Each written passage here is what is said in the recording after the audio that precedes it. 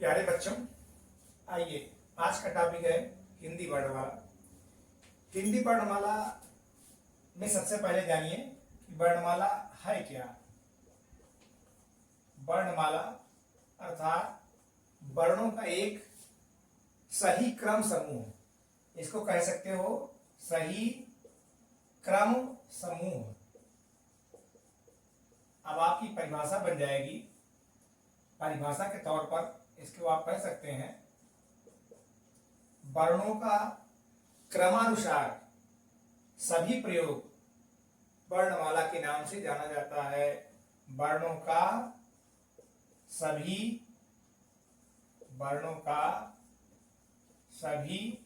क्रमानुसार समूह क्या होगा, वो वर्णमाला के नाम से जाना जाएगा। अब वर्णमाला के जो है इसके दो पार्ट हैं। एक आपका जो है वह स्वर है और दूसरा आपका जो है वह व्यंजन है। स्वर और व्यंजन वर्णमाला के दो रूप हैं। अब स्वर में चलेंगे तो स्वर के भी दो रूप हैं। एक आपका आएगा ह्रस्व और दूसरा आपका आएगा दीर्घ। प्यारे बच्चों, ह्रस्व दीर्घ है क्या, इसको भी आप समझ लीजिए। ह्रस्व अर्थात छोटा, दीर्घ अर्थात बड़ा। उच्चारण करते समय जब मंद गति हो, आराम से स्वर निकले, कम ताकत से स्वर निकले, तो वह आपका बनेगा ह्रस्व। और जिसका उच्चारण करने में अधिक बल पड़े, तेजी के साथ आवाज हो, वो आपका होगा दीर्घ। अभी हम केवल स्वर की चर्चा कर रहे हैं। वर्णमाला के दो भेद, स्वर और व्यंजन। स्वर के अंतर्गत दो रूप, ह्रस्व और दीर्घ। अब ह्रस्व में क्या आएगा? ह्रस्व में आपका आएगा छोटा आ नहीं अ।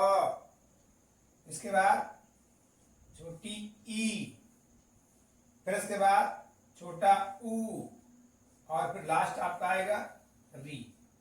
इन चारों को हम हल्की आवाज बोलते हैं, इसलिए ये चार ही जो है आपके वर्णमाला में ह्रस्व स्वर है।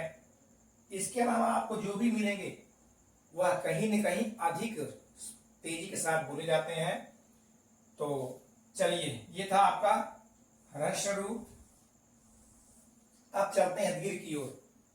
अब इसी का बड़ा रूप आ, उच्चारण क्या बन गया? आ। तेजी के साथ जब बोलेंगे, अधिक ताकत लगेगी, तो ये आपका क्या रूप होगा?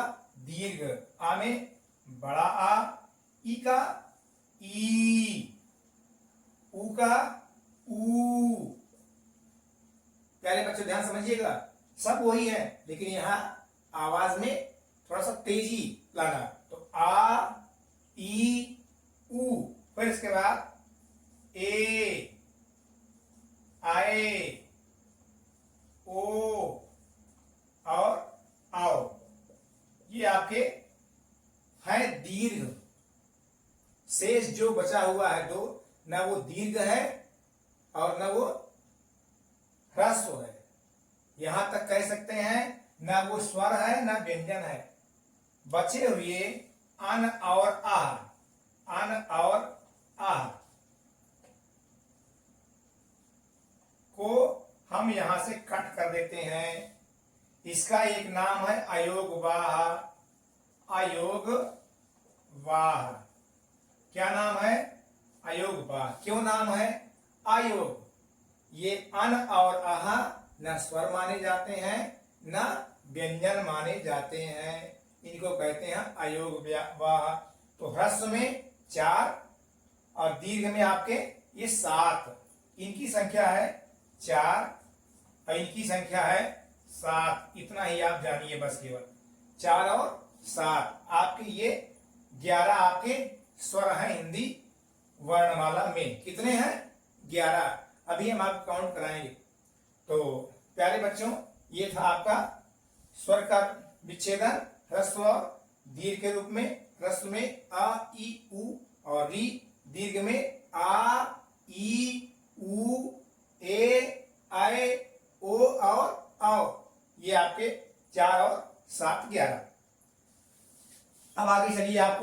इसको रफ करते हैं।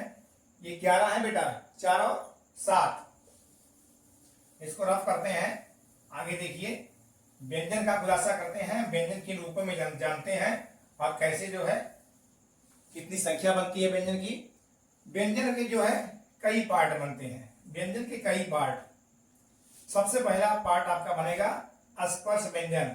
कौन सा व्यंजन? स्पर्श व्यंजन।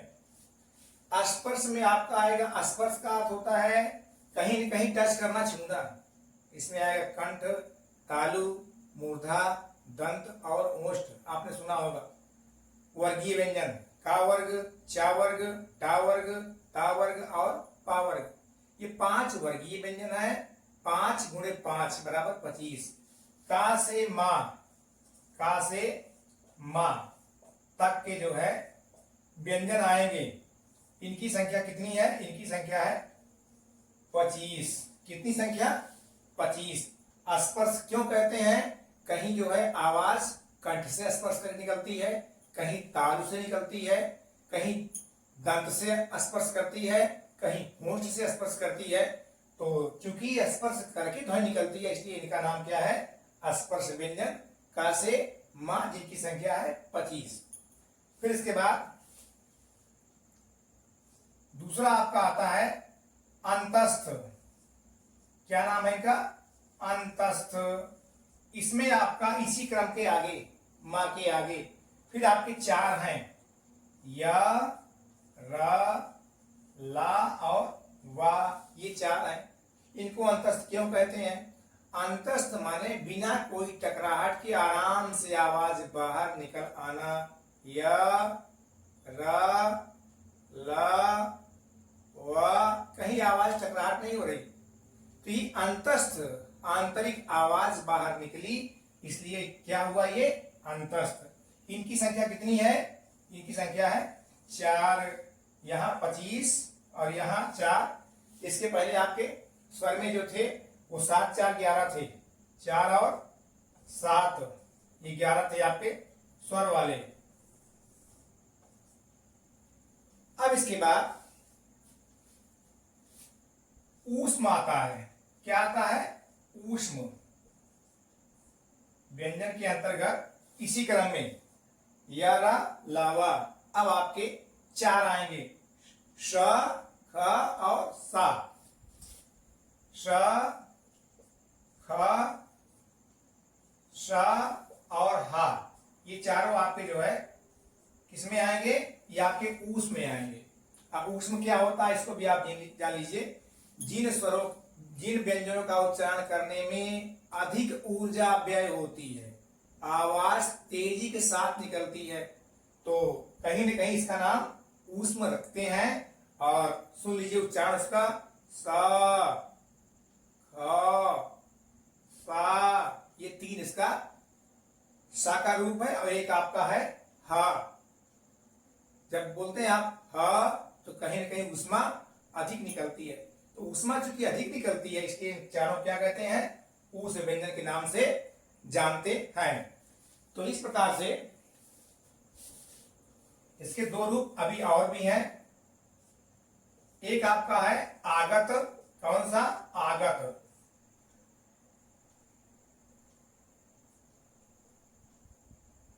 आगत में आपके ये 2 आते हैं, जा और फा। जा और फा। जा के नीचे बिंदी सामान्य होगा तो वो आपका कहलाएगा जा।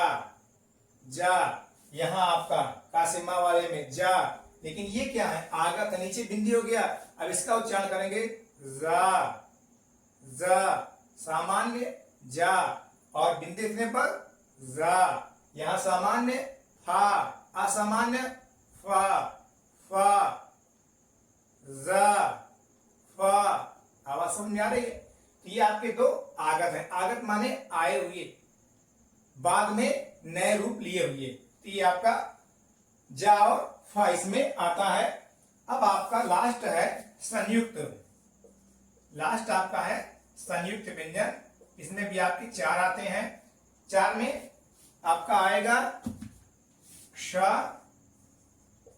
त्र ज्ञा और आपका बन जाएगा श स्र। श त्र ज्ञा और स्र, ये चार आपके बन जाएंगे। तो इनकी संख्या क्या थी? इनकी संख्या थी 2 और इनकी संख्या है 4। प्यारे बच्चों, अब आप संख्या को काउंट कर लीजिए।